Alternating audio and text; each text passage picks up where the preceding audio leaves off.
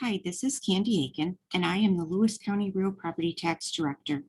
This presentation is on agricultural assessments and solar land use and how it can affect the property's agricultural assessment. I will begin with a short explanation of what an agricultural assessment is, what lands qualify for it, what the requirements are, and the required commitment. I will also cover the potential for a conversion penalty if lands are converted from agricultural use to solar use. Additionally, I will provide information on a proposed Senate bill that would eliminate the conversion penalty if the property is converted for solar development. What is an agricultural assessment? An agricultural assessment is defined as an assessed value placed on an eligible tract of land that is used for agriculture production. One of the most significant benefits of the agricultural assessment is the opportunity for owners of farmland to receive reduced property tax bills on land used in agriculture production by limiting the property tax assessment of such land rather than its full development value. The land must produce crops, livestock, or livestock products on a minimum of 7 acres. Additionally, you must produce at least $10,000 in gross sales annually.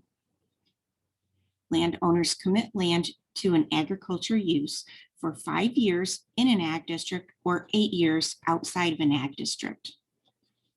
In 1971, Ag and Markets enacted the Agricultural District Law.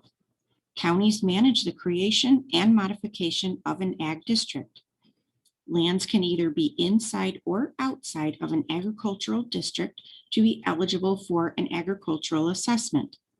In Lewis County, we have one ag district, which consists of approximately 246,300 acres.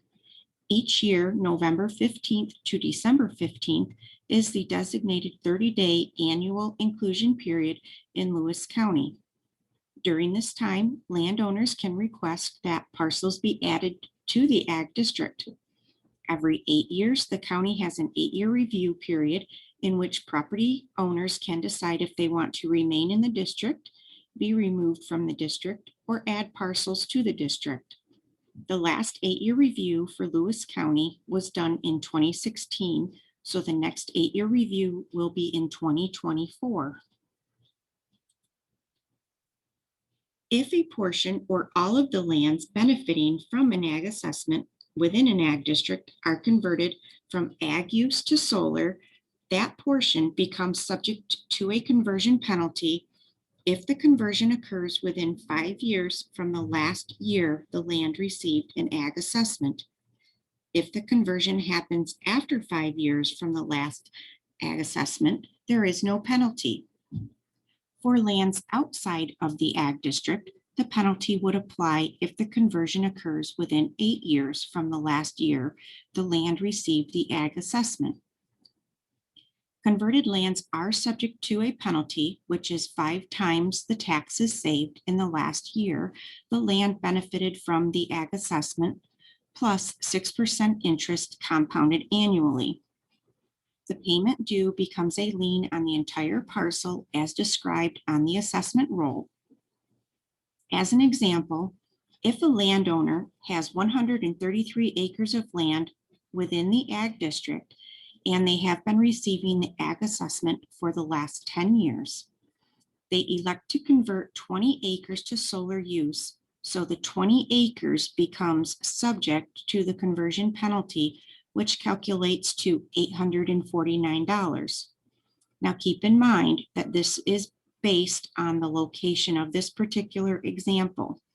All the towns, schools, and villages, if applicable, have different tax rates, so this is just an example and not reflective of what a penalty would be on a different parcel.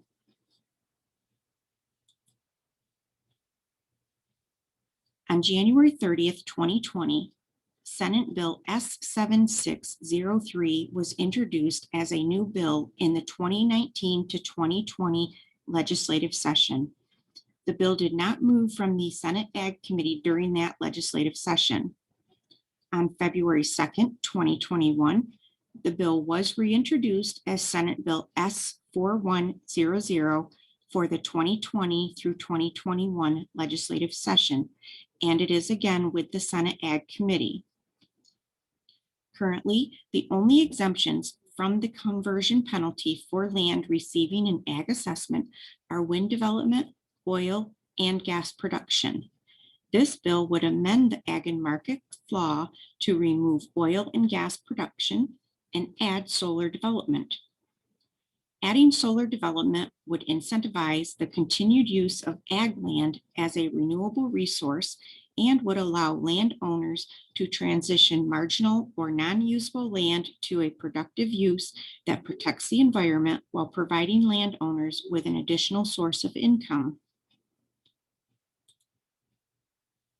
This concludes my presentation. Thank you for inviting me to participate in this virtual presentation. If you have any questions or comments, please feel free to contact me.